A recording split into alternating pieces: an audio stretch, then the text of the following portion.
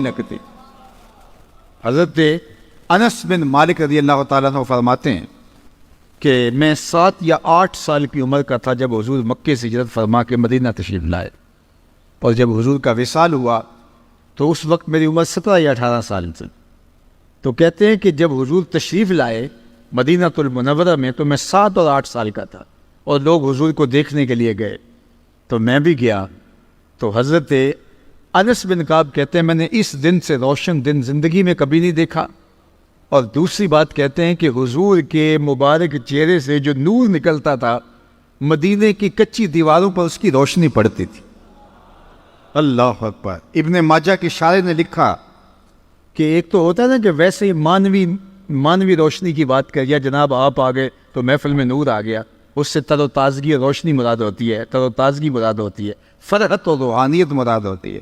لیکن ابن ماجہ کے شارح لکھتے ہیں کہ ایسا نہیں تھا کہ حضور کے آنے سے ایک رونق آ گئی اور اس کو انہوں نے نور کہا نہیں.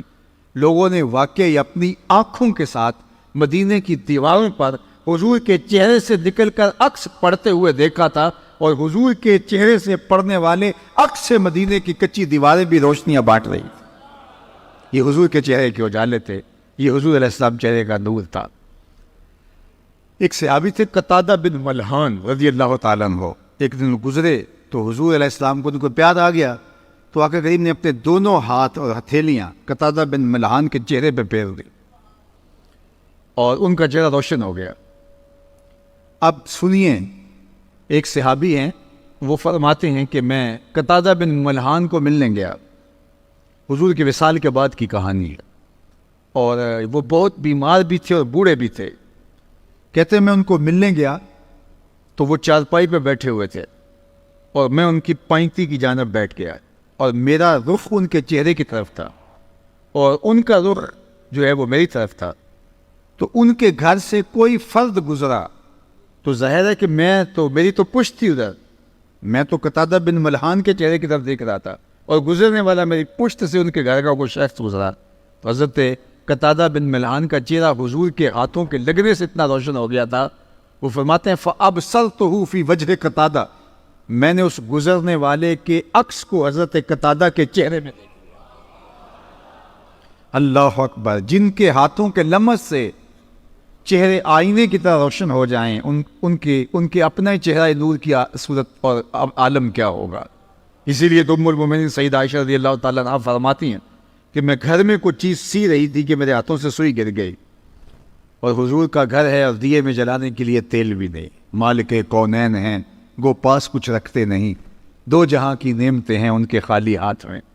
تو کہا حضور کے گھر میں دیے میں جلانے کے لیے تیل بھی نہیں، اور میں پریشان تھی کہ اب یہ گمی ہوئی سوئی کیسے ملے گی. اتنے میں حضور تشریف لے آئے. تو آپ سنیے ام المومنین کیا کہہ رہی ہے، فَتُبُيِّنَتِ الْعِبْرَةُ بِشُعَاعِ نُورِ وَجْهِهِ. کہتی ہے جو ہی حضور تشریف لائے حضور کے چہرے سے اتنی روشنیاں نکلی، اتنے اجالے پھوٹے کہ میں نے گمی ہوئی سوئی کو تلاش کر دیا. یہ چمک اور دھمک تھی اس چہرے کی کہ وہ چہرہ نور بانٹتا تھا، وہ چہرہ اجالے بانٹتا تھا. کل قمر لیلۃ البدر لم ارى قبلہ ولا بعدہ مثلہ. اللہ اکبر. کہا میں نے ان جیسا نہیں دیکھا، نہ کبھی پہلے دیکھا نہ بعد میں دیکھا. مکھ چند بدر شاشانی ہیں، متھے چمک دی لاٹ نورانی ہیں، کالی زلف تے اکھ مستانی ہیں، مخمور رکھی ہیں مد بھریاں. اور میرے امام نے کہا کہ بلبل نے گل ان کو کہا، کمری نے سروے جاں فضا. بلبل کی ان منتہائے پرواز تو یہی ہے کہ وہ کسی کو پھول کہہ دے. پھول سے آگے بلبل سوچ بھی نہیں سکتی، لیکن اس نے بھی پھول کہہ دیا. ذرا شعر کا حسن دیکھیے. بلبل نے گل ان کو کہا، کمری نے سروے جاں فضا. حیرت نے جھنجھلا کر کہا یہ بھی نہیں وہ بھی نہیں. خورشید تھا کس زور پر، کیا بھڑ کے چمکا تھا قمر. بے پردہ جب وہ رخ ہوا، یہ بھی نہیں وہ بھی نہیں. وہ جمال، وہ حسن، وہ خوبصورتی اللہ نے اپنے محبوب کے چہرہ انور کو عطا کی. تو فرمایا ملیحن، اور تیسری چیز فرمائی مقصدہ. حضور متوازن تھے، اور یہ بہت کمال حضور کے حسن کا ایک نمایاں پہلو ہے. چیزوں کا توازن حسن ہوتا ہے. کسی کا پیٹ اٹھا ہوا ہو اور جو ہے وہ سینہ پیچھے کی طرف ہو تو اچھا بھلا انسان اپنی خوبصورتی کھو دیتا ہے، اور پیٹ بہت زیادہ چپکا ہوا ہو تو پھر بھی خوبصورتی وہ نہیں رہتی۔ تو بہترین توازن کیا ہے؟ سینہ اور پیٹ دونوں برابر ہوں، یہ ہے توازن۔ اب سنیے حضور کا توازن۔ کان رسول اللہ صلی اللہ علیہ وآلہ وسلم سواء الصدر والبطن، حضور کا سینہ اور پیٹ دونوں برابر تھے۔ قد بہت لمبا ہو تو وہ بھی عجیب لگتا ہے، پست قامتی بھی عیب ہے، لیکن سنو حضور کا حسن۔ کان رسول اللہ صلی اللہ علیہ وآلہ وسلم لیس بالطویل الممغط ولا بالکثیر المتردد، حضور کا قد لمبا بھی نہیں تھا، حضور کا قد چھوٹا بھی نہیں تھا، درمیانی قد و قامت، درمیانی سے تھوڑی سی اٹھتی ہوئی۔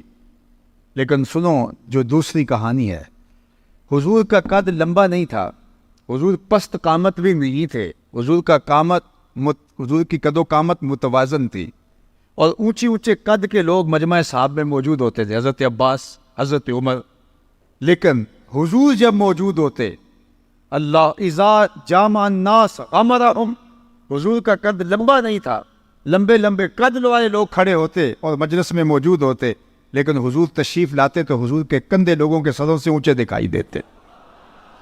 قد لمبا نہیں تھا لیکن اٹھتا ہوا قد حضور کا ہی دکھائی دے۔ اللہ اکبر، یہ حسن تھا، یہ حضور کا جمال تھا۔ ابل الذرائین والسعدین والزدین، ہاتھ، کلائیاں، بازو سب اعتدال کے ساتھ حسین۔ اللہ اکبر۔ کان رسول عظیم الحامہ، حضور کا سر انور موزونیت کے اعتبار سے بڑا خوبصورت تھا، آنکھیں سرمگی تھی، بال مکمل گھنگریالے بھی نہیں تھے، بالکل سیدھے بھی نہیں تھے، بلکہ تھوڑا سا خم لیے ہوئے تھے۔ توازن، ہر معاملے میں حضور کا توازن اللہ نے اپنے محبوب کو عطا فرمایا، اور یہ حسن اللہ نے اپنے محبوب کو عطا فرمایا۔ یہ باب ہے حضور کے حسن کا، اور یہ میلاد کا عنوان ہے۔ ایک حدیث آپ کے سامنے رکھی اور مضمون اگر اسی پر آگے لے کر کے جائیں تو یہ عنوان ہی ایسا ہے کہ انسان کی حیرتوں کی انتہا جو ہے وہ یہاں ہے کہ میں کیا کہوں اس حسن مجسم کے بارے میں۔ اعظم چشتی نے قلم توڑ دیا کہ سمجھا نہیں ہنوز میرا عشق بے ثبات، سمجھا نہیں ہنوز میرا عشق بے ثبات، تو کائنات حسن ہے یا حسن کائنات۔ ذرا شعر کا حسن دیکھیے، حضور کا ذکر آیا تو شعر میں حسن آ گیا، تو ذرا شعر کا حسن اور جمال دیکھیے۔ سمجھا نہیں ہنوز میرا عشق بے ثبات، ایک کہا کہ میرا عشق بے ثبات ہے، تیرا حسن فراواں ہے۔ حافظ شیرازی نے کبھی کہا تھا نا کہ ز عشق ناتمام ماں جمال یار مستغریس، بآب و رنگ و خال و خط عاجت روح زیبارہ، ہمارے ناتمام عشق، ہمارے ادھورے عشق سے اس کا حسن بے نیاز ہے۔ ہمارے عشق ادھورے ہیں، ہمارے عشق پورے نہیں ہیں، ناتمام عشق اور اس کا حسن مکمل، تو پھر جو نامکمل عشق ہے وہ حسن مکمل کی تصویر کھینچ کیسے سکے؟ کوئی ایسی دور بھی ایجاد نہیں ہوئی جو اس کو احاطے میں لے آئے، کوئی ایسا کیمرہ ایجاد نہیں ہوا جو اس حسن کو جو ہے وہ کیپچر کر سکے، اس لیے کہ ہمارے کیمرے نامکمل ہیں، وہ حسن فراواں ہے۔ اس چکا چوند کو ہمارے تخیل کے کیمرے کبھی بھی جو ہے عکس بند نہیں کر سکتے۔ اب سنیے حافظ شیرازی کے لفظ، ز عشق ناتمام ماں جمال یار مستغریس، اس کا جمال حبیب اور اس کی تابانیاں اور اس کی تابشیں وہ ہمارے ادھورے عشق کے بس کی روگ نہیں ہے۔ اللہ اکبر۔ بآب و خال و خط حاجت روح زیبارہ، کا جو سونے ہوتے ہیں ان کو کنگھیوں کی ضرورت نہیں ہوتی، ان کو میک اپ کی ضرورت نہیں ہوتی، ان کو کسی کی تعریف کی ضرورت نہیں ہوتی، تو ان کا حسن فراواں ہے، ہمارا عشق ناتمام ہے۔ لیکن سادی دو قدم آگے بڑھ کے ایک بات کر گیا، اللہ اس کی قبر پہ کروڑوں رحمتوں کا نزول کرے۔ سادی کہتا ہے، نہ حسن شغایت دارت، نہ سادی را سخن پایا۔ کسی نے تو بے بسی کا اظہار کر دیا، میرا عشق ناتمام ہے، لہٰذا میں آگے بڑھ نہیں سکتا، میں یہیں سے واپس آ رہا ہوں۔ لیکن سادی نے کہا کہ میں واپس تو نہیں آؤں گا، لیکن عشق میرا ناتمام ہی ہے۔ اب ذرا اگر آپ کی توجہ ہو اور آپ کا ذوق میرے ذوق کے ساتھ جو ہے وہ کوئی جڑ رہا ہو تو اس شعر کا لطف لے لیجئے۔ وہ کہتے ہیں، نہ حسن شغایت دارت، نہ سادی را سخن پایا، نہ حسن شغایت دارت، نہ سادی را سخن پایا، بمیرت تشنہ مستسقی و دریا ہم چنا باقی۔